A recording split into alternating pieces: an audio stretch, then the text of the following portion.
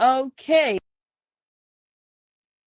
it's okay. Let us go ahead and have the session, have the series. Welcome once again to this series for the June edition 2025. You know how we do it whenever I'm introducing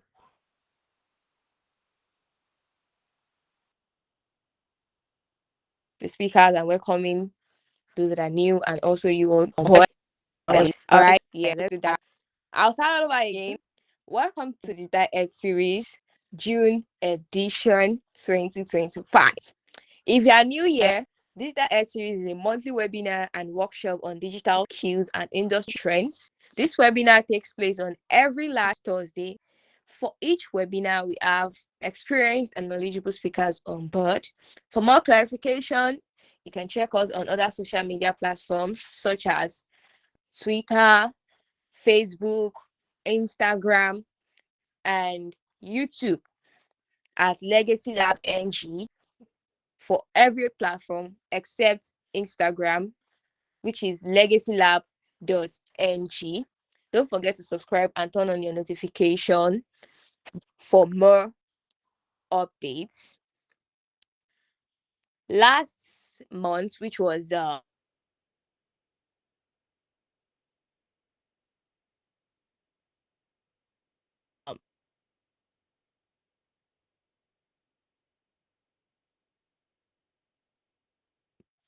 May edition, we are going to get to know every detail about the last edition. You can check our YouTube channel for the video recap of last month's edition. The person behind this voice is your host, the most or more women with your doom. Coming up next is our speaker for tonight, Victoria Ogunsanya, a co-founder of TechNovelle, and she'll be speaking to us. Wait, I was introducing the speaker and nobody was sending an emoji. That's not nice. That's not how we do it here. So I'm going to introduce her again because we bring respectable, we bring knowledgeable, experienced speaker on board to enlighten you for free without charging. So sending an emoji should not be a problem. Now let the emoji keep coming in. Let the emoji keep coming in. All right. Tonight we have our eloquent speaker on board, Victoria Ogunsanya, a co-founder of TechNovelle, and she'll be enlightening us on the topic think before you click, building a cyber savvy mindset. You're welcome, ma. Kindly take the mic. Thank you so much, Nafisat. I hope you can hear me. Hello? Yes, we can. All right, thank you. All right, thank you, Nafisat. Thank you to the entire team of Legacy Lab for having me. And I hope you can see my screen. Yes, we can see your screamer. All right. All right. So I want to say thank you to everyone for joining this session today. It's nice having you, and I appreciate the leadership of Legacy Lab for having me at this session. So to begin, I would just like to ask a few questions. Can you hear me? And can you see my screen? Hello? Yes, we can. Hello? Okay. So to begin with, I want to ask everyone, can you just tell me where you're joining from? Share where you're joining from, share what you understand cybersecurity to be. Okay? Can I see that in the comment section? Can I see you typing?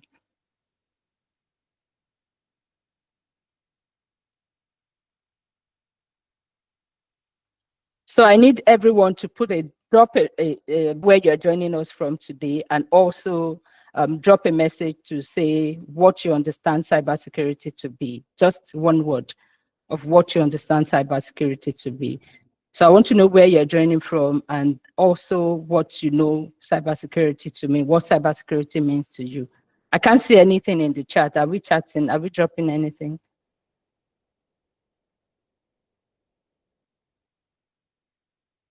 I hope we can hear me, please. Awesome. Okay, I can see Adefemi. Thank you, sir. Yeah, I can see Esther Secure for Protection. Thank you so much. Yeah. Can we have more? Safe, fantastic. Thank you so much. All right. So that's awesome. We've said it all. Cybersecurity means to be safe, to be secured, and so much more, right? So today we'll be looking at the topic, think before you click, building a cyber savvy mindset. With the digitalization around the world, everybody feels, when you say cybersecurity, people just feel, oh, it's organization. Why do I need to bother? I don't have money. What are they stealing from me? What will cyber criminal take from me? And so many mindset like that. But today we'll be taking it away to make us realize cybersecurity is not just about the corporate. It's not just about the big organization. It's about each one of us having a cyber savvy mindset. So a lot of people feel cybersecurity is only for organization, and um, that mindset is always there. We feel, oh, anything cybersecurity, why should I be bothered? It's all about organization. I will start by giving a brief story about something that happened within my household recently, to just as a icebreaker to start this. So my son last year got a card, a bank card, and when he has a bank card, he feels, oh, he can just use the card on any site, purchase anything on any site. He just logs in. Once it's a site, he just go ahead, buy things on AliExpress and all of that without checking or doing anything. And I called his attention to it that, are you checking to be sure you're doing the right thing, just is the right site? He said, yeah, yes, that's why. So what will criminals steal from him? How much does he have that they will steal? I laughed at him. And then a few weeks after, he just ran to me and was like, Mommy, I'm getting debit alert. And I'm like, oh, thank God. You're welcome. This is your first cyber attack. And he goes like, cyber how? I'm like, you've been scammed. You've just been attacked. And he was so worried because he's been saving up this little money, and here, 50 pounds gone just like that. So I decided to just let him realize that, okay, the message I've been preaching to you all along, to be sure you are using the right site and doing the right thing, that you have your card with you doesn't mean somebody cannot be using your card in another country, right? So we just need to ensure that every step, every click you click, every action you take, you're conscious of what you're doing, you're conscious of the site you're accessing, you're conscious of every activity you're carrying out.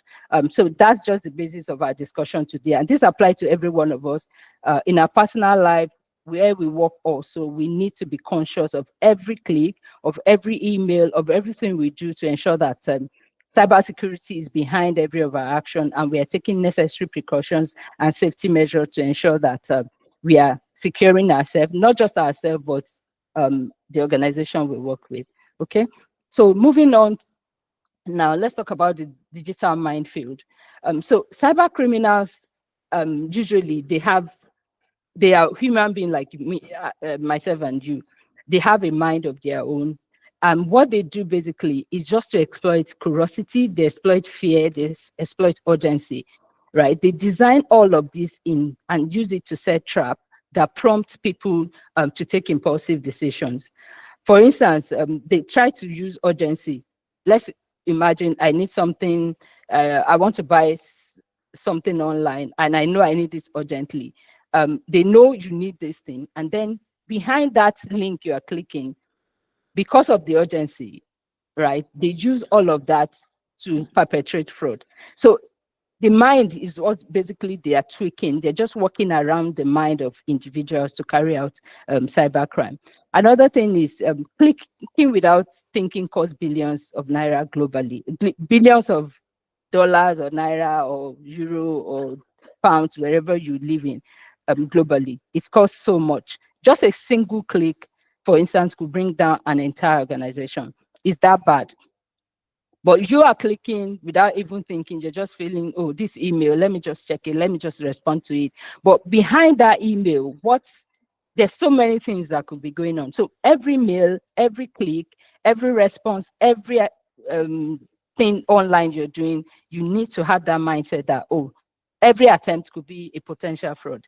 Every attempt, every email, every click could lead to losses within for yourself personally and the organization. Another thing that people feel, oh, I don't have money that they will steal, but your identity is a major thing that should not be stolen. So identity theft is another major area where people don't pay attention to. So if I steal your identity, I have every right to use it for so many fraudulent and illegal things that could cause so many atrocities. So it's not just about the money, it's not just about losing thousands.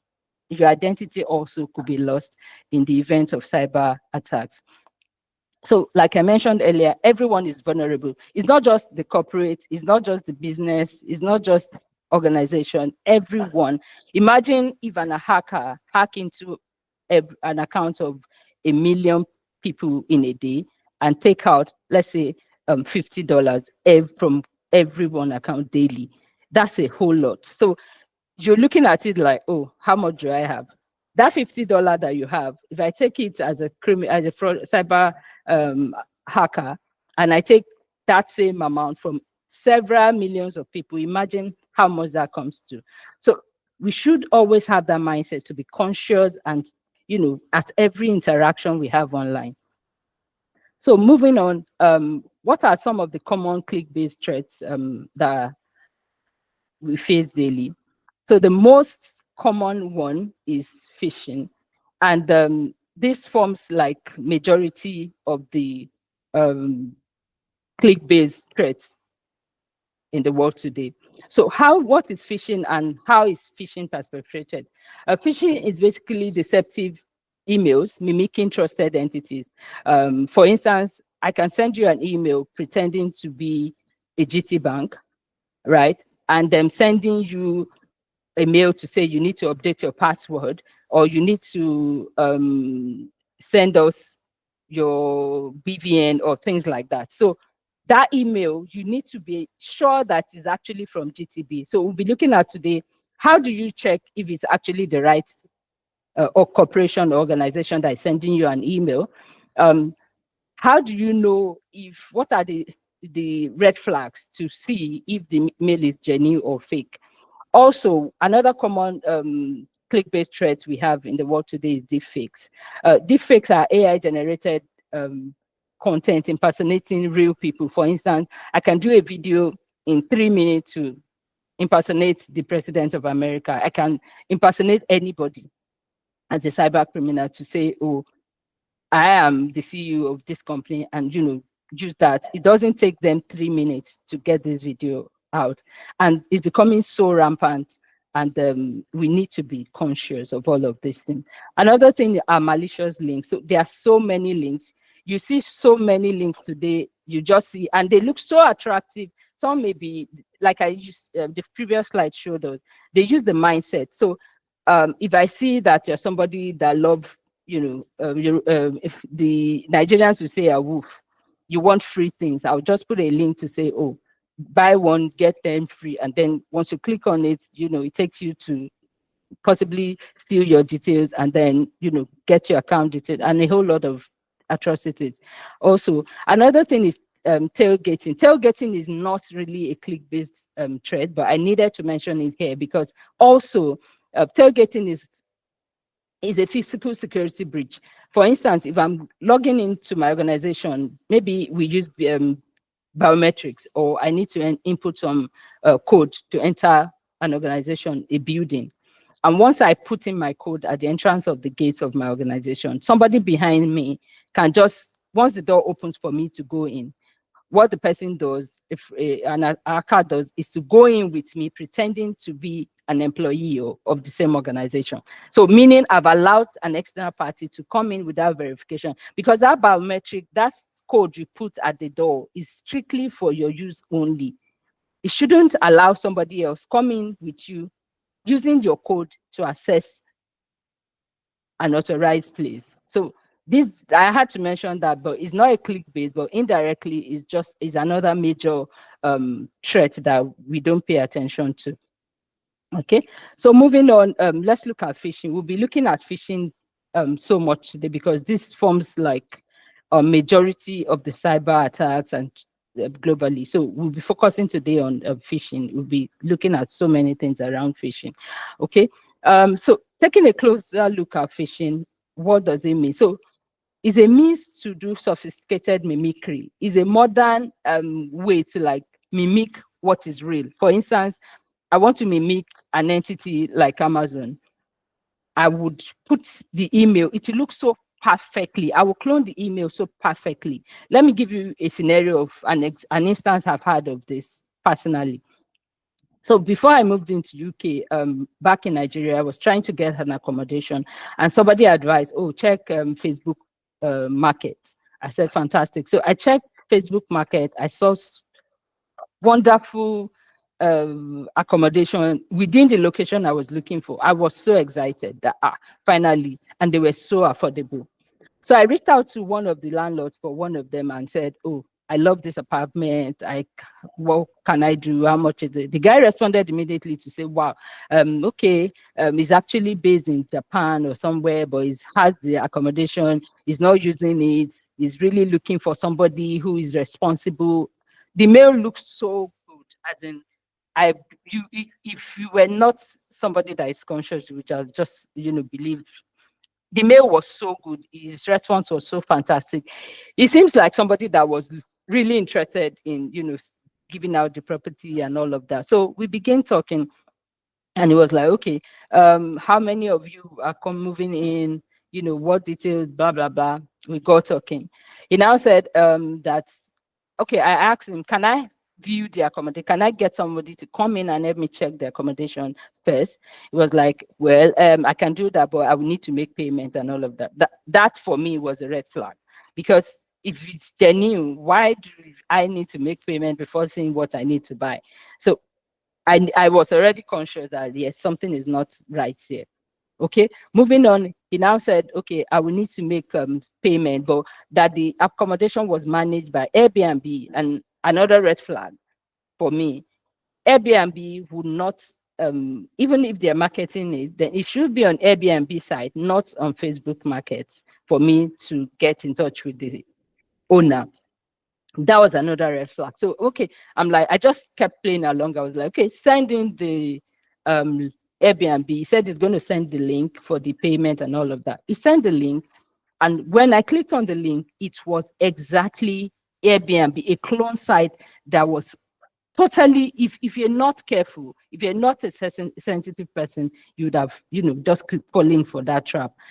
It was an Airbnb site, but if you, I would also show us a sample of how we can look at it. If you put your mouse around the where you have the address bar, you would see that it's not a direct Airbnb link, it's a cloned site. So when I saw that, I just responded to his email and said, "You're a scam." And he just ended it there. He didn't even bother to contact me, because he just knew I'd gotten it. So if I was not careful, if I was not looking at all of those things, I would have lost over 3 million naira out there about then. So we need to be very careful. And we'll look at some of the red flags along the line. So another thing is technical tells. So like I mentioned, the way I detected this example I gave now was to hover around the links that was sent to know that is the URL genuine.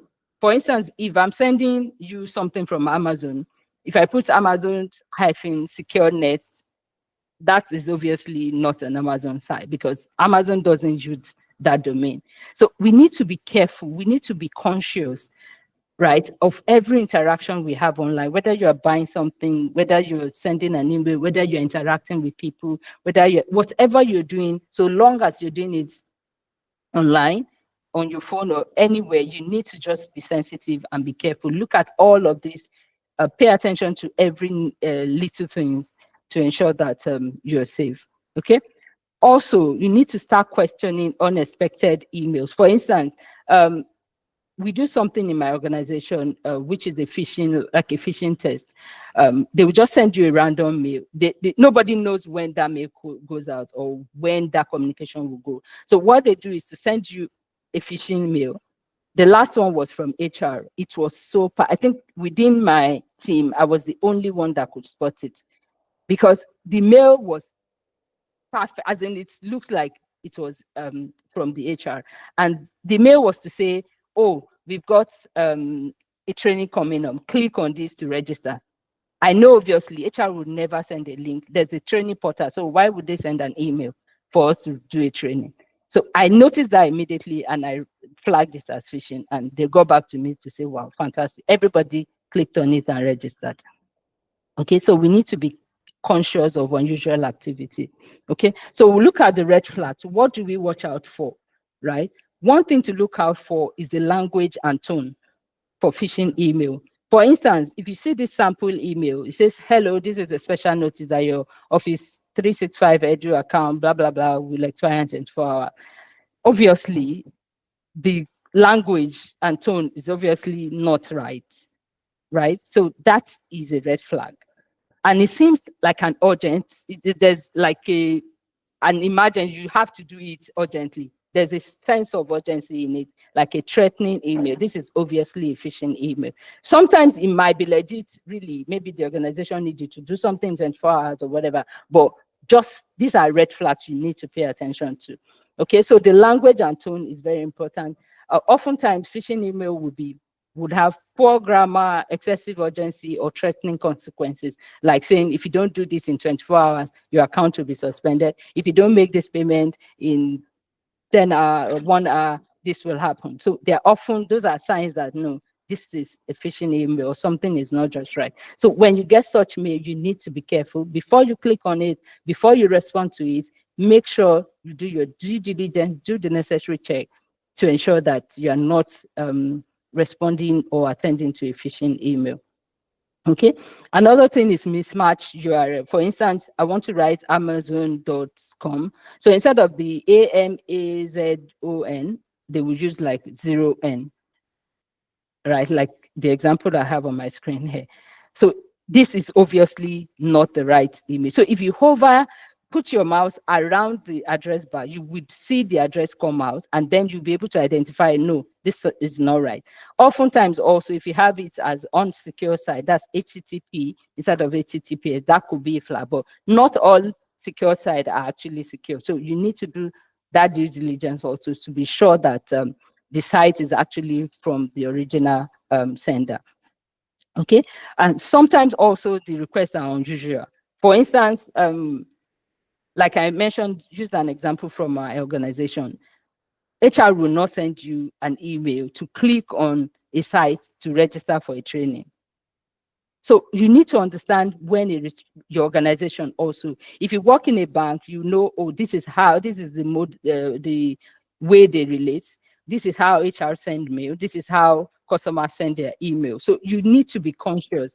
A bank will not send you requesting you to send your password or something. So when you get those emails, look for this red flag, look for the language and tone, look for the URL if it's right, and look for any unusual behavior within the content of the email. Okay. So here I also some common signs of a phishing email. Unfamiliar tone, like I mentioned before. If you, for example, a colleague or family member is a little more formal or casual than normal. For instance, somebody you are used to calling you sis or sir suddenly say dear your first name. That's, you know, that's a red flag that something is not right. Or somebody that is used to calling you Omowumi suddenly says dear ma, you know, something is actually wrong. So some of these things you need to pay attention to. Also the grammar and spelling error, like we've identified, that's also because most of these things, they just send it in. It may be somebody that don't even know English, that is not an English illiterate that is writing it. So sometimes they just model it up. So the grammar will not be correct, the spelling are bad and all of that. So those are red flags we need to pay attention. There are a whole lot of them, but we won't be able to go through all of them because of our time, and to give room for questions and also share our feedback. Also, inconsistency in email addresses, like we've mentioned. There will be so many inconsistencies, like wrong domain. Imagine an Amazon.com, people typing it as .net or whatever, different domains. So we need to be careful.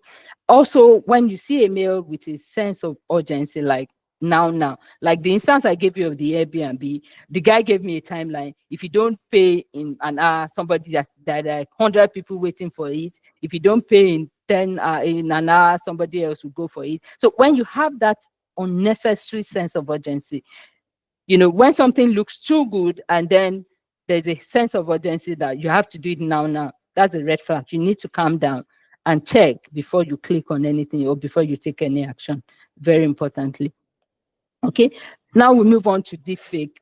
This deepfake is now a global evolution with social engineering, and voice cloning can take, like I mentioned earlier, like less than 3 seconds. I can say the CEO of a company, and in 3 seconds, I'll send you an email pretending to be that person, with everything. You won't, in fact, it takes you understanding that this is a clone person or a clone voice. I've seen a video lately of President Donald Trump giving like a brief of something, and obviously, if you're not careful, you will think, oh, or some of these news we see are actually deepfakes. They are not real. You see some news that, oh, they are doing this in the US today. People can't go in. Whatever is happening, all of these things can be done as deepfakes, and it's so easy to fall for them because differentiating them from the original could be so difficult, except to pay close attention. For instance, this example, in 2022, a UK energy company transferred £200,000 after receiving a deepfake call from their CEO. So all they need was to clone the voice of the CEO, to clone the number, and then call the financial director. Everything went so well that they fell for it. So you need to be careful. And how do you ensure you're being careful, especially for deepfake? Don't be in a hurry. You shouldn't, like I mentioned, most of these things are perpetrated with the mind in consideration. So don't do anything in a rush that, oh, this is urgent. Whatever is urgent, just take a moment to calm down, to relax and check, authenticate everything. Do not trust any email. So zero trust is something, I don't want to go into technical details today because this is supposed to be a session that is as simple as possible. It's not a technical bit we are having. It's just a chit chat on, things we should take note of in our everyday life. So there's what we call a zero trust. That means don't trust anybody, not even the head of IT, not even your immediate boss sending you an email or saying, oh, I'm calling you to do this. Check everything, authenticate everything. So we need to be careful of deepfake too, because this is a new frontier. This is now becoming the order of the day, and it could happen to anybody. I can pretend to give you a call and say, oh, your mom, we've seen a whole lot of people calling to say, oh, their mom is in the hospital, and you get the call from the same number, the same voice, as in you will almost want to give in, but take a break. Don't just be in a hurry to respond or take action. Okay, so what are the practical defense techniques around all of this deepfakes? There's so many things happening, but I just focused on phishing and deepfakes today. So as just because of our time and all of that, we don't have so much time to go through everything. There's so much happening, and we just need to take action to ensure that we are not falling victim, because fraud is happening every day. Cyber criminals, they're actually I used to work in an organization whereby that was what pushed my curiosity for cybersecurity. On my decks, virtually there's no day going that we don't have a fraud case. And when we go ahead to try putting measure to ensure that we cover it, we realize there's a loophole and cover it. Before a week or a few days, you realize there's another loophole. So they are constantly looking for ways. They are like students, trying to do research every day. So as they are doing their own research, putting every effort to ensure that they defraud or they scam, or we too should, have that mindset daily to be ahead of them. Okay. And here are some practical defense techniques to ensure that we are safe. and we're having that cyber savvy mindset. Like I mentioned, you need to pause before clicking.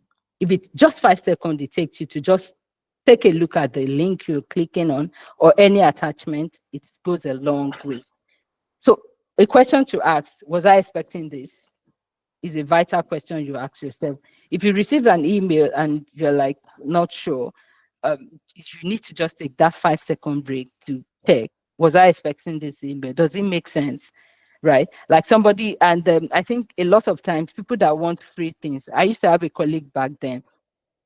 He loved things that are free so well, and he was scammed so bad at a point. When you click on this, the free buy one get five free, is always like, this thing is authentic. He tried it on one side. They actually gave him the five free. That gave him assurance that this thing is genuine. He went for it again. The next time was horrible. He was, you know, he was scammed so well, so bad. So before you click on those things, sometimes they look so good, they look so nice, as in that's a red flag. They shouldn't look too good, right? It might actually be good though, but just take that 5 minutes to assess it. Assess the link, assess the attachment, assess every email before you take action.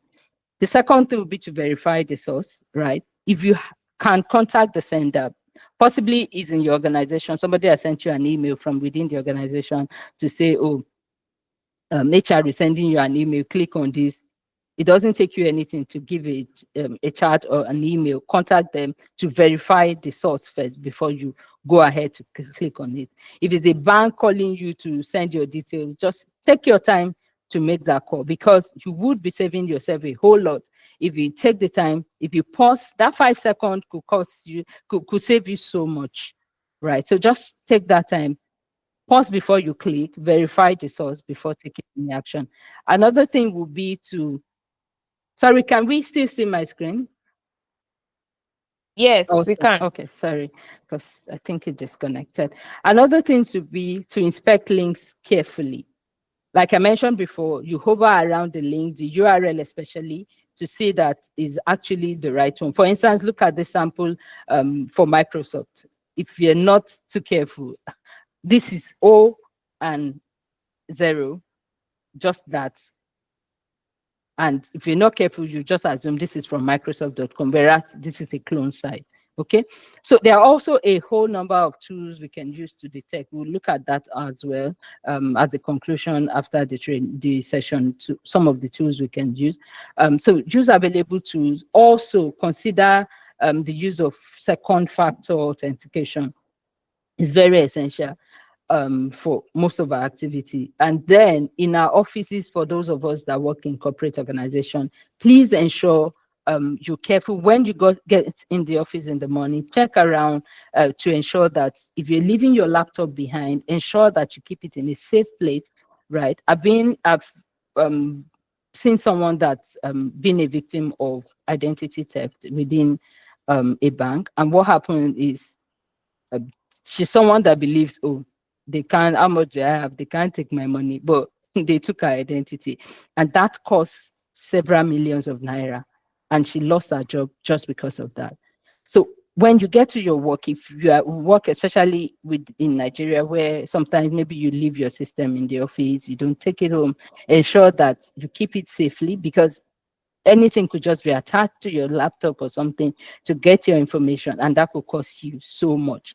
It's not you now clicking a link, right? But somebody taking information for every link you click, authentic click that you're clicking, somebody is getting your credential, taking your details and using it for fraudulent intent. So let's be careful. Let's have that mindset. If you're stepping away from your desk, ensure you lock your system. Someone in my office used to say then that, well, what do they want to take? They can take a whole lot. They can take your identity, they can take your job, they can take the organization down.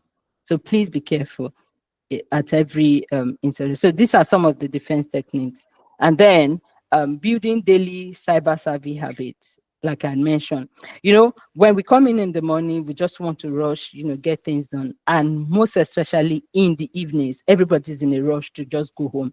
We're closed for the day, it's 5 o'clock. All I'm thinking of is, how would I get home? So any mail that come in, I'm in a rush to just click on it, just respond to it without even checking, right? So we need to pay that attention, especially in the evenings, like I mentioned, because these are times that you're in a hurry, right? I would suggest if you're responding to any email, if you need to do something on any site, if you need to do anything financial related, please ensure you're doing it at a time that you're relaxed. It's not a time you're in a hurry, a time you're about to go in for a meeting, a time that you're about to rush out, to go home, because those are sensitive times that you may just not be paying attention and somebody will just exploit that to take advantage of you. So here are some of the daily cyber savvy activities or habits we could incorporate into our daily lives.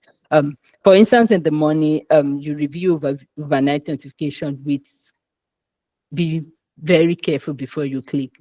For instance, you get in the morning, there's so many emails that have come in overnight. Before you start your daily work, take time to ensure anyone that is looking fishy, I don't know, whatever obtains maybe in your organization. Like for mine now, there's a way you report it immediately. Once you flag it as a phishing email, somebody takes it up within the security team and address it. So if you feel, oh, this mail looks funny, alert your security team, take necessary action. And most importantly, I would also say, when you notice these things, don't just keep it to yourself. Sometimes we just look at the email and we don't take steps. For instance, there's an option for you to report it as spam by right-clicking on it and letting the organization know this is a spam email. But some of us just look at it. Some of us just go ahead. Some will just delete it.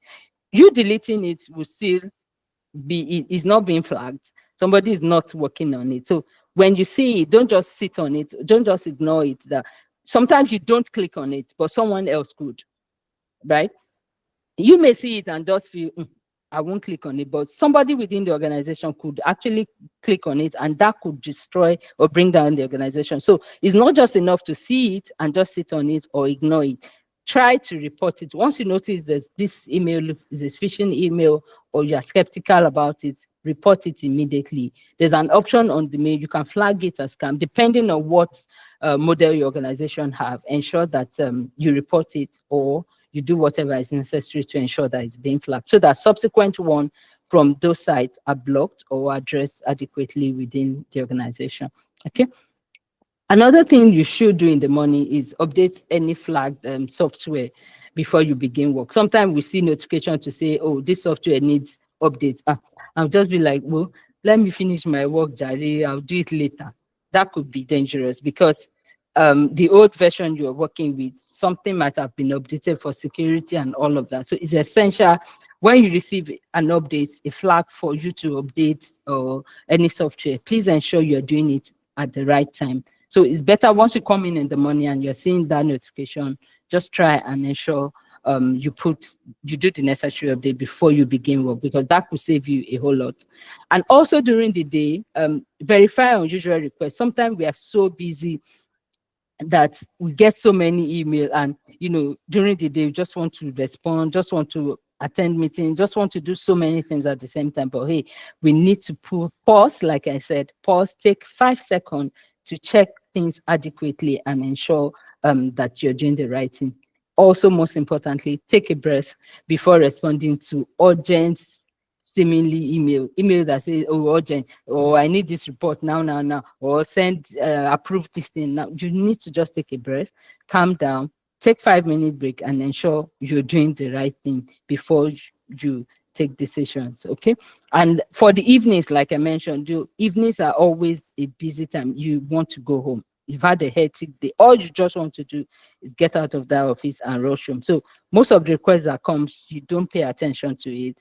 Very importantly, review financial accounts for usual activity. If you work in the finance sector or financial related sector, if you work in healthcare, it's not just about finance. It's not just, it could be any sector at all. So you need to pay close attention and also ensure you consider weekly password updates for critical account. For instance, you could decide to be changing your password, as much as possible, and use strong password. We'll get to that briefly as well before we go.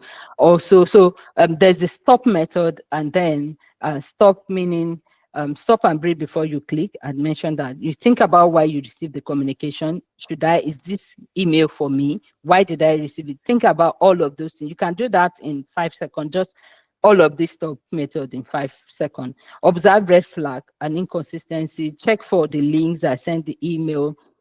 Check for grammar, tone, urgency, and all of that. Okay. And proceed only when you're confident and you seek verification. If you're not sure, flag to your security team to check. Okay. And then here are some useful tools that can help us with identifying phishing and a whole lot of other online fraud.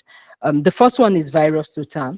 So this is a very good tool if you want to scan for links. So if you've got a link, a URL, and you want to just scan to be sure that uh,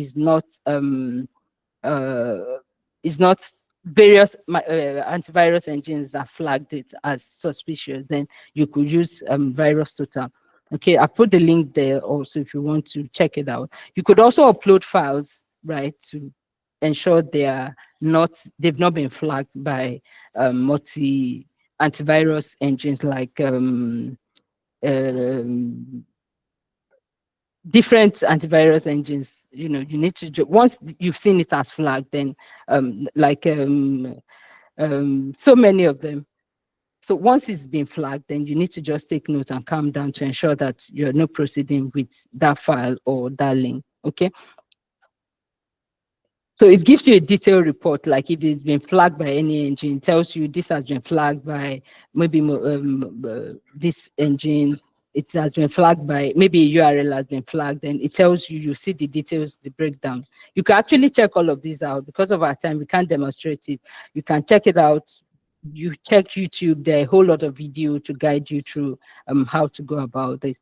The second one is Checkfish, is an AI that allows you to check for phishing, for brand impersonation detection. So if you go to the Checkfish AI and paste the suspicious URL, it tells you if it's a clone site, it tells you if it's a phishing campaign or fake login. It just gives you, give you a background of suspicious activity. And if it's genuine also, you get to know. It doesn't throw anything. So it shows you if it's a genuine site.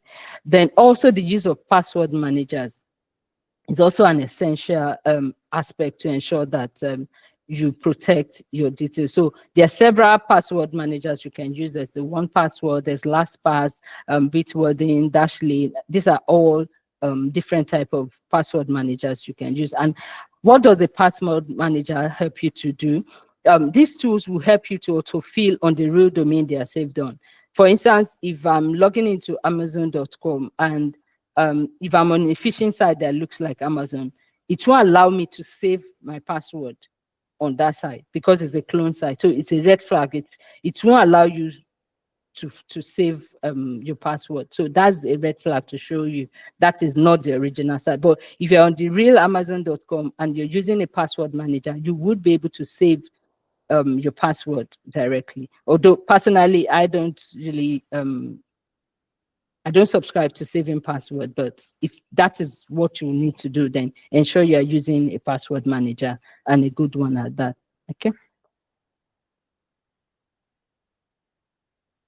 Okay. So in securing digital future is not there's so much that is ongoing that a whole lot of people, we are not even aware of so many things. There are so many, like I mentioned earlier, the hackers, the cyber criminals, they're on top of their feet. It's like an institution. They are building a network and doing so much to ensure that every day there's a new attack, there's a new model of operation, and there's so much ongoing and little is being said. As in, this awareness is so low. Even within our organization, there's little being done about awareness. So we need to begin, and it starts with us. It's not, like I mentioned at the start of this session, it's not just for organization. We can't afford to just say, oh, is for organization. The fraud is an organization. How much do I have? Like I mentioned, the £50 you have, the $50 you have, if I'm taking that as a cyber criminal from a million people, imagine that how much that would be in a day. If I'm taking a $50 from 1 million people every day, that's a whole lot. And that's just my news out of the so many things they do. Do you understand? Apart from that, identity, if it's not just about the money. If you're losing your identity can be used for so many things. It can be used to bring down an entire organization. So it's not just about the financial aspect of it. There's so much that can be done with identity theft. We have talked about deepfake. So many things is being done with deepfake, and that is basically around identity theft. So we need to be conscious, we need to be aware, we need to keep learning, we need to recognize that cybersecurity is everyone's responsibility. It's not just for your IT team. You are in the office and you feel, oh, it's not my business. I can leave my system open and walk away. I can allow somebody to follow me inside without checking, oh, who are you? Are you a staff? And all of that. You just use your biometric, open the door, and somebody comes in with you without you doing the necessary check. All of that need to change. We need to live every day like, oh, the person behind me is a criminal. You need to start living each day like, oh, the person sitting beside you in the office is actually a cyber criminal. So it's essential we have that mindset. You should not trust anybody. You should start creating awareness, to take responsibility for your cybersecurity, not just for your cybersecurity alone. Take responsibility for your organization cybersecurity. Don't say it's just the responsibility of IT. And if you notice anything, like I mentioned, the phishing one, flag it. Don't just sleep on it or say, oh, I didn't click on it, so nothing. No, it's not just enough to see it and not report it. It's highly essential for you to see it, report it. That way, the organization flags it and take necessary action to ensure that they block it. Right. Another thing we need to change our mindset. I'd mentioned this severally along this in the course of this session. We need to change that mindset. It's not about the organization alone. It's not about you losing money alone. Your identity alone being lost can, do so many so many things can be done with your identity. So change your mindset about, oh, it's just about finances or it's just about the organization. Then habits, like we've gone through what you could do in the morning, what you need to do in the evenings, what you need to do every day, and using the stop approach to stop before you take decision. These are healthy habits we can take to become cybersecurity savvy. Before you click, just take a moment, put your mouse around the URL, check it, is it authentic? It doesn't take you a second. Just hover, put your mouse around, check it, check the content, check everything, just basic checks, and you're good to go. If it becomes an habit, then over time you realize you do this easily without blinking. Another thing is community. We need to start like what we are doing today. Appreciate Legacy Lab for this initiative, creating a community to share ideas, to share in what is happening around the world, like we're doing now. That way we help our families, help our friends, create more awareness within even our family. I shared example of what happened to my son, and he lost. Thankfully, I was able to help him get the money, but if I wasn't a cybersecurity savvy person, he would have lost his hard-earned savings just like that. So we need to be conscious. We need to, start sharing tips with our family, especially our old parents. Some of them, they just send them link, they click on it, they are not even bothered. They just said, click on this, send it to 100 people, prayer, whatever. Some parents will send it without, some will click on it. There's so many things going. So we need to start building a community within our family, within our friends, to ensure that together we make our world cyber safe. Okay, so the best protection is not the software, is in the mind. It's your mindful approach to digital interaction. It's not about, oh, we have the best software, we use the best software. Our mind needs to change. We need to change our mindset, right, at every digital interaction. Okay, and then shared responsibility, like I said, is just beyond IT. It's not about IT. So key takeaways today will be cybersecurity is everyone's responsibility. Is not just IT domain. like I also mentioned, take a moment, pause before clicking. This can prevent you from months of recovery. Just don't click on anything. Take your time, look at it. Is it valid? Is it authentic? Build verification into your digital routine. Don't trust anybody. That the person beside you is your best friend in the office, you can't afford to leave your system unlocked and walk out because that person is there. You need to build that mindset. Trust nobody in the digital space we are in now. Trust nobody.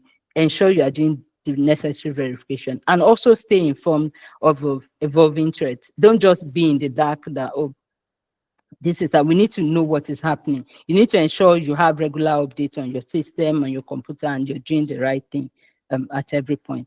Okay, so together we need to create a human firewall. It's not about the firewall that we the technology firewall. We need, as human, we need to be able to create that firewall that is stronger than any technical solution alone. And we can't do that separately. We need to do it together. Everybody needs to be a part of it.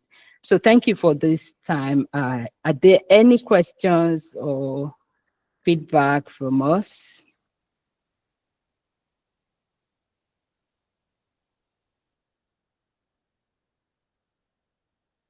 So I will appreciate your questions. I also need your feedback, very important. Just put a chat, drop a message, just a word. What have you learned today? What did you learn today? If there's anything you've learned, if there's any question you have, we can just take it within I think we've got a few minutes.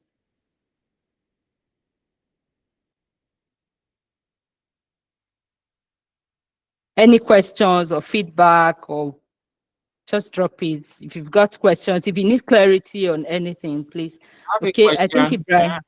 Yeah, go ahead, Ibrahim. Thank you. And thank you so much for the wonderful presentation. I enjoyed every bit of it. But my question is about phishing emails.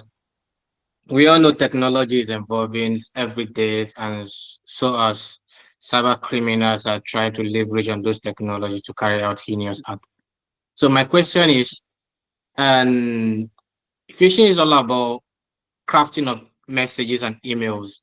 So Absolutely. with the coming of AI, how do you suggest, or what advice will you give, and how will people be able to detect an AI generated email or message crafted by hacker? Because hackers are also smart.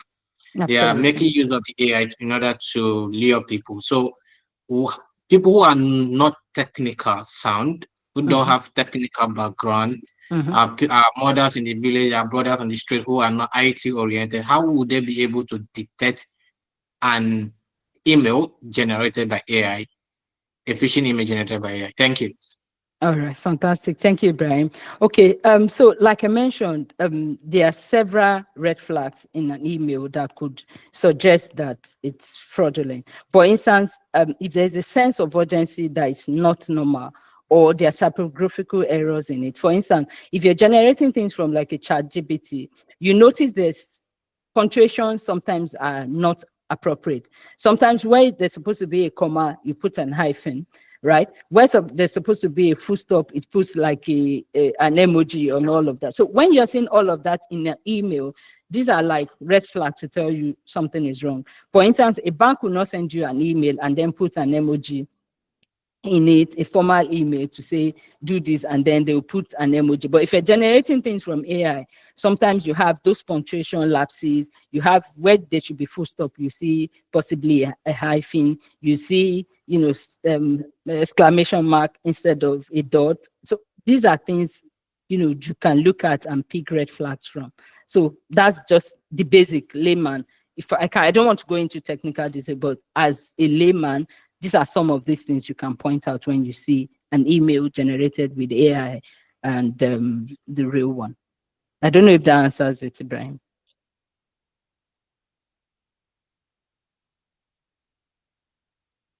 Are there any other question or feedback? Okay, I can see Matthew Adebara. Matthew. Yes. Good evening, everyone. My Good question evening. is that my Yesterday, I think a day before yesterday, I got a call. I was not online on WhatsApp, and Okay. those guys called me. They said they are from one group that I joined, one a particular seminar that was supposed to hold. So they Okay. said the meeting will be holding that evening, I think 6 p.m. Then, Okay. but like for me, since I'm not online, for me to join the meeting, they need to send me a code so that I'll be properly scheduled for the meeting. Because if I'm coming online, I may be missing out on some things. Okay, I said fine. Then they Yeah. said they are going to send me a code, and I'm going to they are going to give me a code that I will Mm. use to access the meeting. Okay, I Okay. say fine, no problem. Give me the code, or you can drop it in my, you can send it as normal message. Then they proceed to, I think they use my phone number. Mm. They want to use to open another new WhatsApp on another device. Then Mm. I got an OTP. Then he now said I should call it out to him so that I can be properly scheduled. Then something struck me that it's not possible an official Absolutely. WhatsApp. So because the message, it was on my normal phone message and it was showing WhatsApp. So my question is that, is it possible that, okay, let's assume now I did not realize that, okay, WhatsApp cannot send me code. This is definitely that they want to open WhatsApp on another device using my phone number, and if I can give them this Absolutely. code, uh I would. So, but normally, I almost fell for it because of the way the guy engaged me. The Mm. only thing that only caught the line was just the fact that I saw WhatsApp, and I know a WhatsApp official cannot come and want to, or how possible can you get to send me a message and it is showing WhatsApp? So, is it possible that, is it possible that WhatsApp, they create something that it will, if I get a message, it will show WhatsApp just as that? And Okay. it can be, if it may not be WhatsApp, it may be other app, or maybe even bank, or it can be even be UBA. You can Mhm. just show UBA and so is it possible that a hacker or a scammer or anybody create something like that, or is it part of looking out to be sure or something? I I feel you understand what I'm saying. Yeah, I do. I do. So really, you were so observant and you to pick that up. So really, it's possible for them to create clone site or clone um, images or links, right? So it's possible, but what we need to do is to start being sensitive, right? We can't exhaust how much they are constantly evolving every day. They're looking at new tactics to do the same thing. So like you said, you just need to be sensitive. They can create with the same, you can see a GTB phone sending you an OTP, but behind it, if you open it, you realize it's not a GTB. There will be something to just a red flag to show you this is not a GTB. And you need to be conscious, you need to understand the habit. Does GTB on a good day, would GTB call you to do this, or will WhatsApp call you? So we need to, once it becomes an habit, then we can actually overcome some of those things. Okay. All right. So I Thank you think, so much, Vic. Thank you so thank much, you. Vic. Matthew, in buttress Vicky's point, hackers are very, very smart. Absolutely. There's what we call cognitive hacking. They Mm-hmm. play with human emotions, your perception, how you react to things.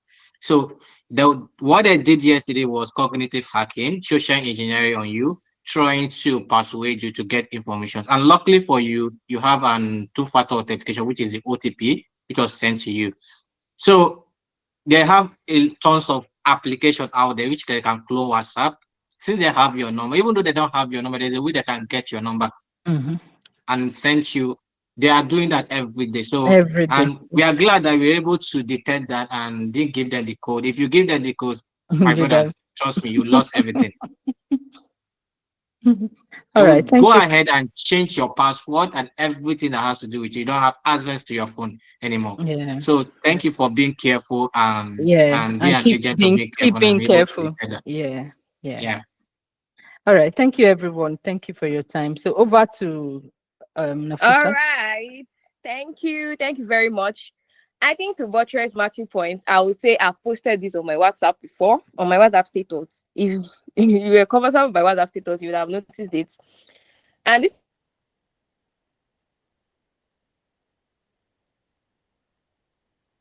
time around, your own code came in. There is iPhone, and on iPhone, the message is not going to show as WhatsApp. It's going to show as ONWL pass for your code. That is any code whenever you want to log into another device with your phone number. For iPhone, you don't see WhatsApp straight. I saw ONWL pass. So for my own, I called that code because I saw ONWL pass. I was thinking it was not WhatsApp. I mean, but thank God for two-factor authentication.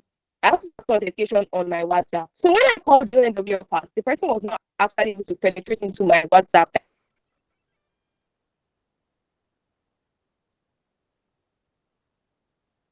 directly.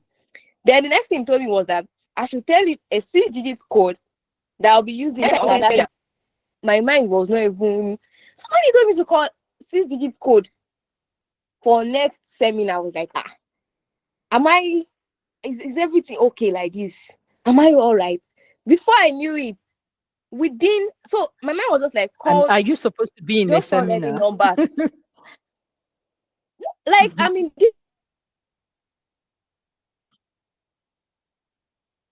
different group has to do with job and seminar stuffs. Do you get? So that was why I Okay. was for I'm in different groups that has to do with job in job all these what is it called? Seminars. AHLX, whenever we have seminars and so do all they use their own direct message, their own brand message. But this time around, somebody gave me a call, so I was not really. Okay. But thank God for two-factor authentication on my WhatsApp. I actually, when I noticed that this person was trying to mention another code, my brain was saying that something was wrong. So I just called any kind of number for the person. Immediately the call dropped. And immediately I got a notification that my WhatsApp had been logged into another device. I was like, God, help me. Then I remember that I did not call the other code that I use for two-factor authentication. That was how I was able to retrieve my WhatsApp back. If not, my WhatsApp was gone already. So I feel like we still need to be vigilant. On no account should you call any code for anybody. On no account should you call any code. Even if what the brand is not showing, maybe it was if the name itself is not showing. Don't call any code on no account for anybody or send any code to anybody. That's just it. I believe we've learned a lot this night. And for me, that day, immediately I posted everything on my status, right off status, making sure I even tell people how to set up their two-factor authentication on their apps so that you get notifications whenever stuff like this happen and you can be able to retrace your steps. So Matthew, kindly go and set up your two-factor authentication on your WhatsApp, please. And with that being said, let's be cautious of the groups that we join. I think from that day I had to go and remove myself from rubbish groups that I'm helping myself for. It seems other people have other mindsets. Let's do not remove ourselves from those groups. And thank you all for attending. I believe I've come to the end of today's session. And I'm very sure almost everybody can relate to all these cyber stuff. We have had one or two experiences. And we don't know how they're getting our data. It's the digital world. Our data is all out there, so we need to be very much careful. Thank you for joining once again. For recap of this series, kindly go to check us on our social media handles. And mostly you can get the full recap on YouTube at Legacy Lab NG. And sure to follow us on all of our social media platforms. Instagram, especially our Instagram, because we just opened another account. The other one was banned by Meta. And the new account name is legacylab.ng. Thank you all for joining. To our partners at Novately, Google Developers Group on Campus Ekiti, State University, Legacy Lab itself. Thank you all. Thank you very much. And to our very wonderful speaker, thank you very much for bringing up this topic. It's an opening topic for us and an enlightening one. And one of the keywords I picked from this series tonight is that cybersecurity mindset does not have to do with just your finance only. It has to start with your mindset. Have the mindset that everything can happen, any link, any time, every time. Be cautious of whatever you're clicking on this internet and digital space. Thank you once again. See you all July edition 2025 last Thursday. Have a wonderful night rest. Bye bye.